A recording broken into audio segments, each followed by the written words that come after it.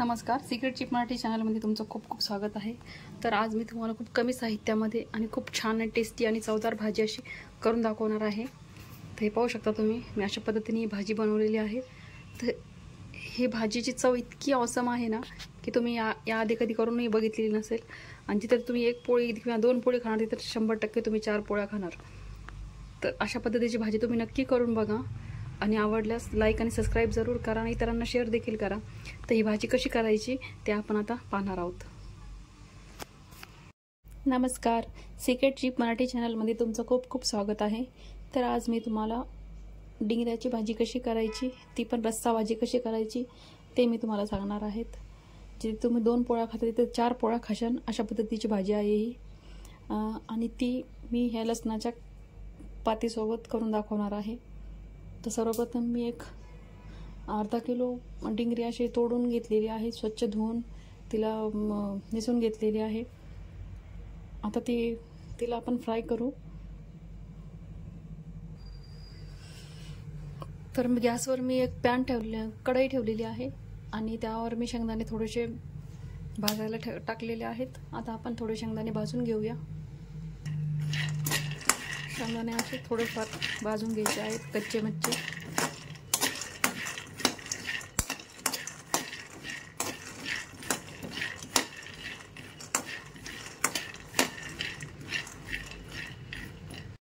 आता हे शेंगदाणे मी एका प्लेटीमध्ये उतरून घेते।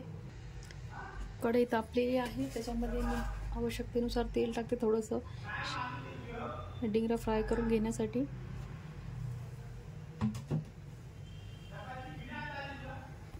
तेल चांगलं तापलेलं आहे। आता आपण त्याच्यामध्ये थोडीशी मोहरी टाकू तडक्यासाठी, थोडेसे जिरे टाकू। हा डिंगरा मी स्वच्छ धुवून पाणी सुकवलं आहे त्याचं, ते आता पूर्ण टाकून देऊ याच्यामध्ये।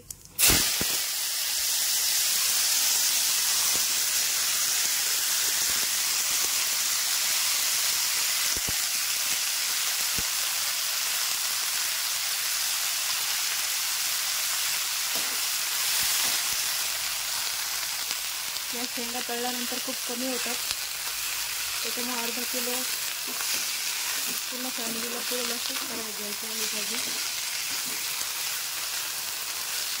चांगलं फ्राय करून घ्यायचं आहे आपल्याला। फ्राय करता आपण याच्यामध्ये थोडंसं बीट टाकणार आहोत, थोडंसं मीठ टाकत आहे जेणेकरून तर चव खूप छान होते।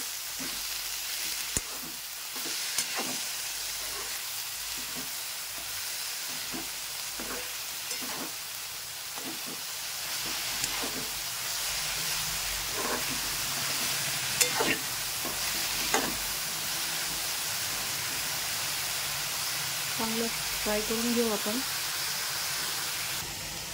तोवर ही लसणाची पात आहे,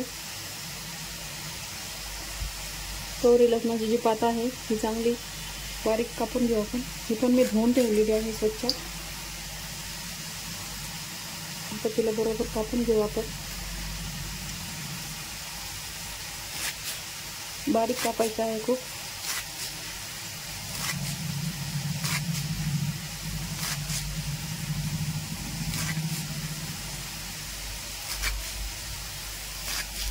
तर आपल्या शेंगा एकीकडे फ्राय होत आहेत डिंगऱ्या, आणि एकीकडे मी गरम पाणी ठेवलेलं आहे गरम होण्यासाठी, जेणेकरून आपल्या रस्सा भाजी सर्व करता येईल। हे मी बारीक कापून घेतलेलं आहे। तर शेंगा बघूया आपलं किती फ्राय झालं। तर हे पहा, आपले शेंगा चांगल्या प्रकारे फ्राय झालेले आहेत। सुगंध पण खूप छान येत आहे आणि थोड्याफार फ्राय करून झालेले आहेत, त्या आपण एका प्लेटमध्ये काढून घेऊया। हे पहा, शेंगा उतरून घेतलेल्या आहेत आपण आता कढईमधून। आता आपण फोडणीसाठी त्याच्यात थोडंसं तेल थोडंसं जास्त टाकायचं।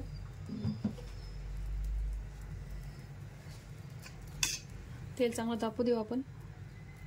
आणि आपण जे शेंगदाणे भाजलेले होते ते एकदम बारीक मिक्सरमध्ये काढून घ्यायचे आहेत। तेल चांगल्या पद्धतीने आपण लसणाची पात ती टाकून देऊ।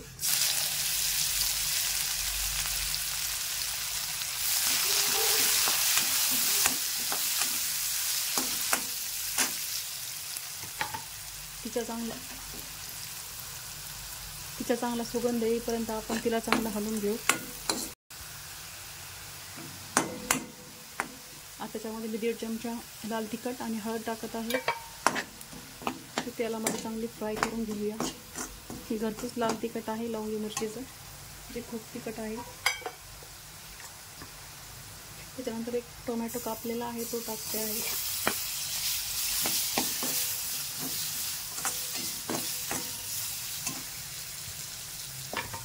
टोमॅटो टाकलं म्हणजे साहजिक आहे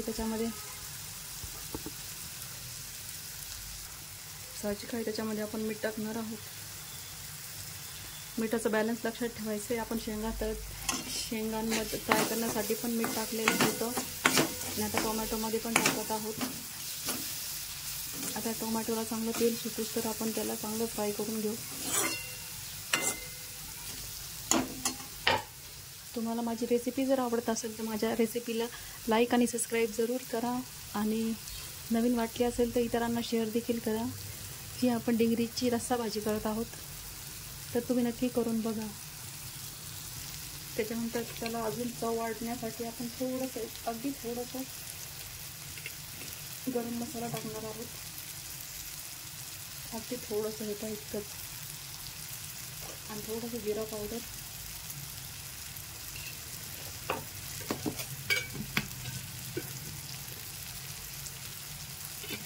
ते टाकून पुन्हा एकदा घालून घेऊ आपण.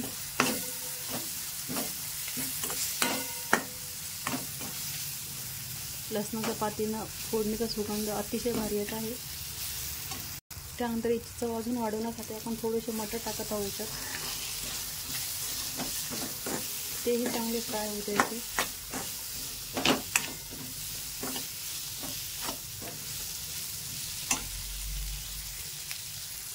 त्यानंतर आपण शेंगदाण्याचं कूट टाकणार आहोत.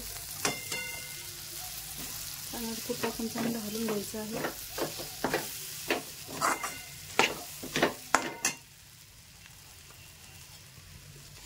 हे चांगलं फ्राय झालेलं आहे. आता आपण दुसऱ्या पॅनवर जे गरम पाणी ठेवलेलं आहे ते गरम पाणी याच्यामध्ये आपण टाकू.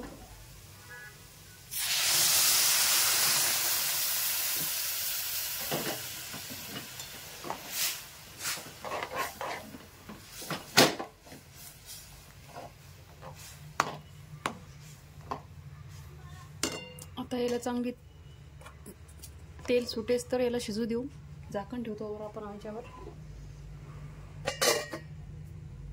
आपली ही रेसिपी खूप साध्या आणि सोप्या पद्धतीची आहे, झटकन होणारी आहे, तरी तुम्ही नक्की ट्राय करा या रेसिपीला. तर पाहूया आपली भाजी शिजली का, चांगलं तेल सुटलंय का पाहूया. हे पहा आपल्या भाजीला किती छान तेल सुटलेलं आहे. आता आपल्या ज्या डिंगऱ्या होत्या त्या डिंगऱ्या याच्यात टाकून देऊ आपण सगळ्या.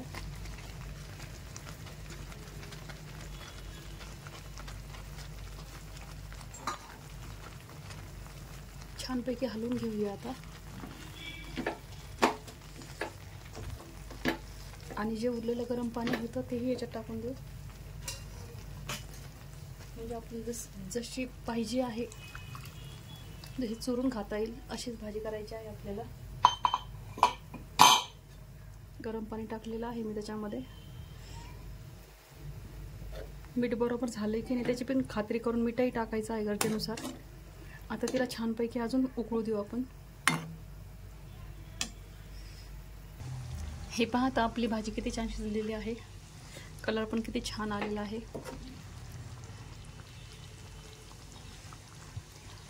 आणि एकदम असं टेस्टी आणि चवदार दिसत आहे. तर नक्की करून बघा अशा पद्धतीची डिंगरीची भाजी. आणि माझी रेसिपी जर आवडली तर लाईक आणि सबस्क्राईब जरूर करा आणि इतरांना शेअर देखील करा. धन्यवाद. आता मी एका प्लेटीमध्ये सर्व करून दाखवते. हे पहा आपल्या अशा पद्धतीनं मटर आणि डिंगऱ्याची भाजी खूप टेस्टी आणि चवदार झालेली आहे. तर तुम्ही नक्की करून बघा.